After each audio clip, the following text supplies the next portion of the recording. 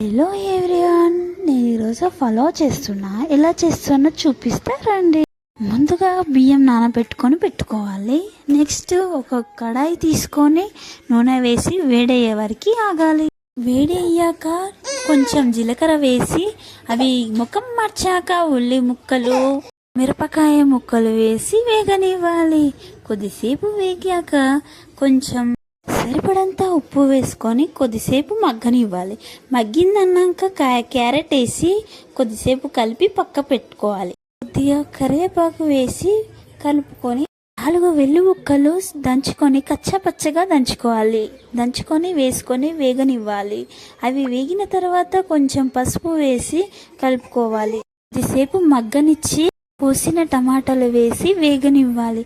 అవి మంచిగా మగ్గినాయి అని అనిపించాక కొంచెం కారం పొడి ధనియాల పొడి వేసి కొద్దిసేపు కలిపి మగ్గనివ్వాలి.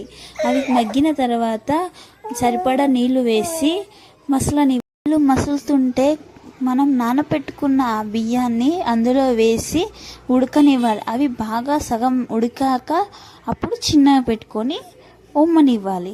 అంతే, వేడి వేడి పలావ్ రెడీ. నేను చేసిన పలావ్ ఎలా నచ్చింది, ఎలా ఉంది మీరు కామెంట్ చేయండి. తప్పక నేను రిప్లై ఇస్తాను. ఓకే గాయస్, ఉంటా. మరి మీకు నచ్చితే లైక్ చేయండి, సబ్స్క్రైబ్ చేసుకోండి. ఇలాంటి వీడియోలు కావాలంటే అమ్ము డైలీ వ్లాగ్స్కి ఫాలో కాండి. వేడి వేడి అన్నంతో తిన్నాను, సూపర్గా ఉంది. నాకు మాత్రం ఫుల్ నచ్చింది. మీరు కూడా ట్రై చేసి చెప్పండి కామెంట్లో. బాయ్.